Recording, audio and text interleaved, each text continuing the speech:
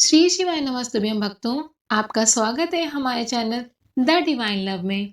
आज हम आपको भक्त प्रयागदास जी को सब मामा क्यों कहते हैं इसकी लीला बताने जा रहे हैं। जब प्रयागदास छोटे बालक थे, प्रयागदास जी की कोई बहन नहीं थी, तो वो जब अपने मित्रों की बहन को देखते तो अपनी माँ से कहते, मेरी कोई बहन क्यों नहीं है। तो माँ छोटे बालक को ऐसे ही समझाने के लिए कहती, है ना तुम्हारी बहन।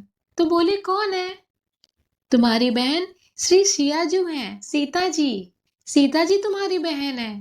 तो प्रयागदास जी ने कहा, सबकी बहनें आती हैं अपने अपने भाइयों को रक्षाबंधन पर राखी बांधने अपने घर पर, मेरी बहन क्यों नहीं आती। बोली, तुम्हारी बहन बहुत बड़े राजा की पत्नी है, बहुत व्यस्त रहती है, इसीलिए नहीं आ पाती।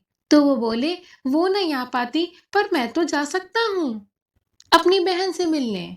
तो माँ ने कहा, अरे तुम कहाँ जाओगे, रहने दो।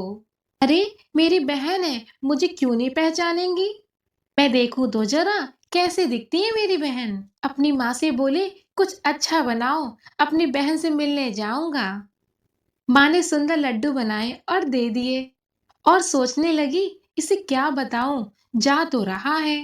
त्यागदास जी ने पूछा, कहाँ रहती है मेरी बहन। बोली, अयोध्या में ब्याही है, राम जी तुम्हारे जीजा जी हैं। अयोध्या पहुंच गए छोटे से बालक प्रयागराज, और वहां जाकर संतों से, महात्माओं से और सबसे पूछे, मेरी बहन कहाँ है, वो कहाँ रहती है। लोग बोले, कौन है तुम्हारी बहन। बोले, सीता जी, राम जी मेरे जीजा जी हैं। सब लोग सुनकर हंसने लग जाते, कहते, अच्छा।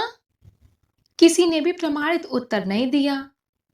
इतने व्याकुल हो गए बेचारे, एक वृक्ष के नीचे बैठकर रोते रहे और कहें, कैसी बहन हो आप। दुनिया की बहनें अपने भाई को पलकों में रखती हैं और आप पूरी रात निकल गई, आप मिलने तक नहीं आई हो।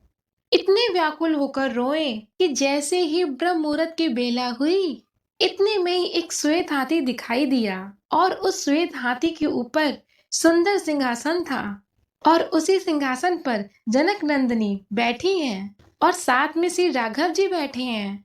दोनों चलते आ रहे हैं। सीता जी का रूप देखकर ही पहचान गए कि आप मेरी बहन सियाजू हो ना।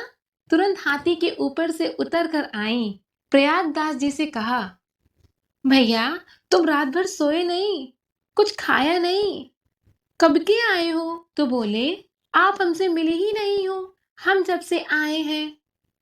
बोली, अब मिलने आ गई ना, क्या लेकर आए हो मेरे लिए। लड्डू लेकर आए हैं।